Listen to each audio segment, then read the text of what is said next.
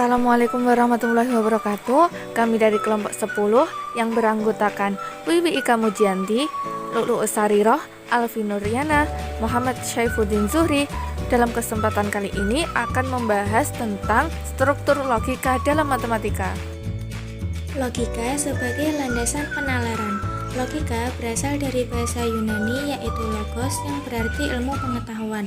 Kemudian diturunkan kata sifat logis yang memiliki makna yang sama dengan rasional. Menurut Irving M. Covey dalam bukunya Introduction to Logic menyatakan, logic is the study of the methods and principles used to distinguish correct from incorrect reasoning. Dengan ini, maka ilmu logika tidak hanya memberikan metode dan prinsip berpikir tepat, tetapi juga membuat seseorang mampu berpikir sendiri secara tepat dan dapat membedakan antara penalaran yang tepat dan tidak tepat. Logika sebagai ilmu pengetahuan. Ilmu logika memberikan metode dan prinsip untuk berpikir secara tepat, rasional, dan sistematis. Logika sebagai cabang filsafat, logika digunakan untuk melakukan pembuktian dan mendukung argumennya. Logika bagian dari matematika karena matematika adalah pendekatan logika kepada metode ilmu ukur yang menggunakan tanda-tanda dan simbol-simbol. Materi selanjutnya yaitu logika matematika adalah logika simbolik. Logika dan matematika memiliki hubungan antara satu dengan yang lainnya, sehingga dinamakan dengan logika matematika. Sedangkan matematika sendiri merupakan pendekatan logika kepada metode ilmu ukur yang menggunakan tanda-tanda atau simbol-simbol matematik. Secara umum, itu dibagi menjadi dua, pasti dan tidak pasti. Pasti terdiri dari logika pernyataan, predikat, hubungan, serta himpunan. Yang tidak pasti itu meliputi logika samar atau kabur. Yang kemudian yaitu beberapa aliran logika. Pertama, logika tradisional atau sering disebut dengan logika formal. Di dalam pondok pesantren, santri biasanya menyebutnya dengan ilmu mantik. Yang kedua yaitu logika metafisis, di mana susunan pikiran dianggap kenyataan. Yang ketiga yaitu logika epistemologi, yaitu proses berpikir untuk menjadikan hasil analisa pemikiran dalam mencapai suatu pengetahuan. Yang keempat, logika pragmatis, ide yang tidak dipraktikkan yang benar dan berguna. Yang ada ialah apa yang ada secara real dalam dunia ini. Dan yang terakhir yaitu nomor 5, logika simbolik, yaitu ilmu yang berkaitan dengan penyimpulan yang abstrak atau valid yang dikembangkan menggunakan metode matematika dengan bantuan simbol-simbol khusus sehingga memungkinkan seseorang menghindari makna ganda dari bahasa sehari-hari. Logika simbolik ini kemudian menjadi dasar logika metode modern, yaitu logika formal yang semata-mata menelaah bentuk dan bukan isi dari apa yang dibicarakan. Yang selanjutnya yaitu logika pernyataan atau proposisi dalam logika matematika. Pernyataan yaitu disebut juga dengan kalimat deklaratif, yang mana kalimat yang bersifat menerangkan yang belum diketahui benar atau salah, tapi tidak untuk keduanya. Beberapa bentuk penggabungan sederhana yaitu konjungsi, disjungsi, implikasi, biimplikasi, dan negasi. Selain memetakan kalimat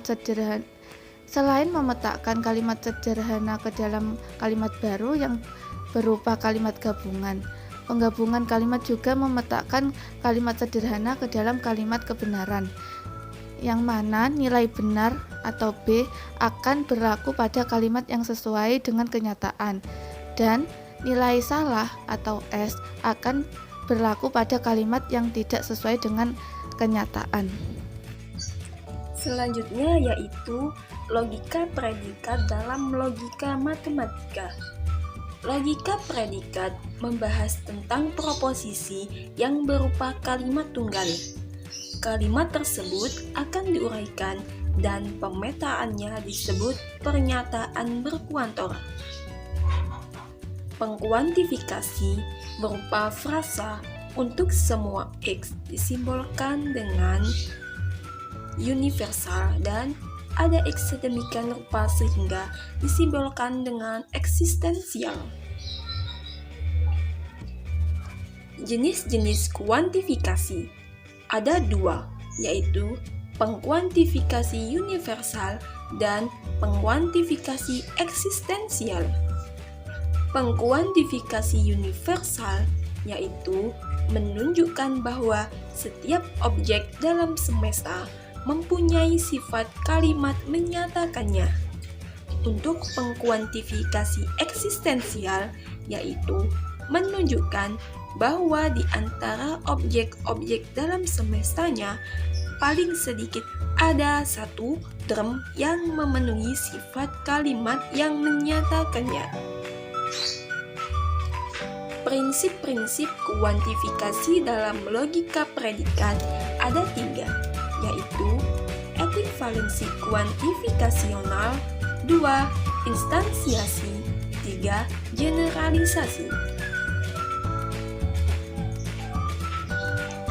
Untuk ekuivalensi kuantifikasional, yaitu dua proposisi adalah ekuivalen jika keduanya identik, kecuali yang pertama, jika proposisi yang satu mengandung pengkuantifikasi universal dan yang lain eksistensial yang didahului dan diikuti tanda negasi.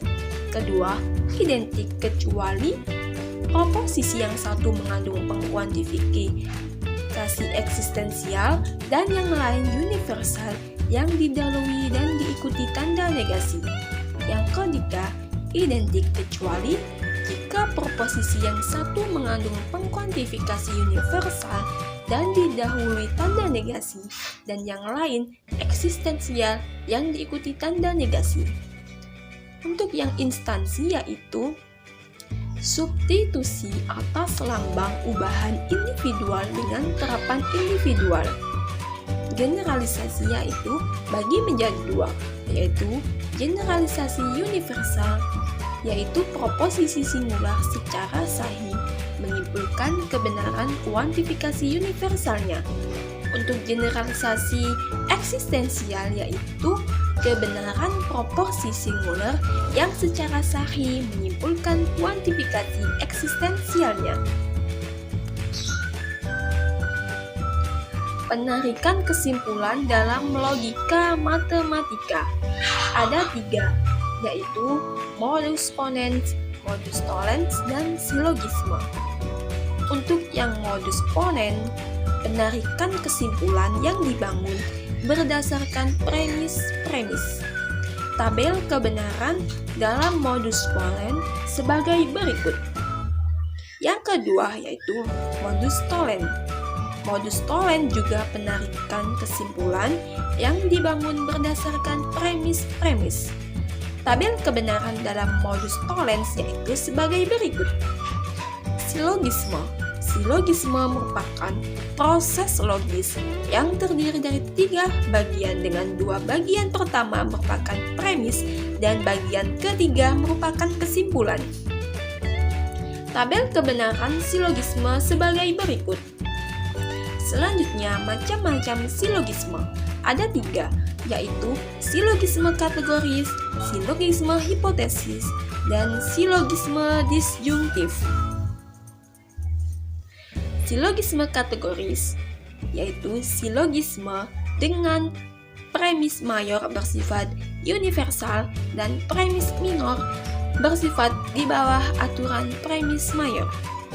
Silogisme hipotesis yaitu silogisme dengan premis mayor bersifat hipotetik dan premis minor bersifat kategori. Silogisme disjungtif yaitu silogisme dengan premis mayor berupa keputusan disjungtif dan premis minor berupa keputusan kategori. Logika matematika sebagai logika berpikir modern. Logika matematika merupakan suatu contoh mengenai sistem yang rasional.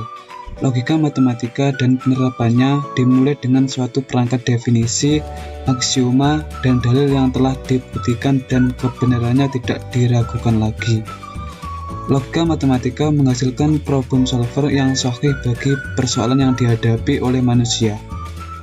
Dengan diperkenalkannya dasar kuantifikasional pada logika, persoalan yang dapat dipecahkan oleh matematika tidak terbatas pada persoalan menggunakan angka, melainkan segala persoalan yang dapat diselesaikan dengan deduksi maupun induksi.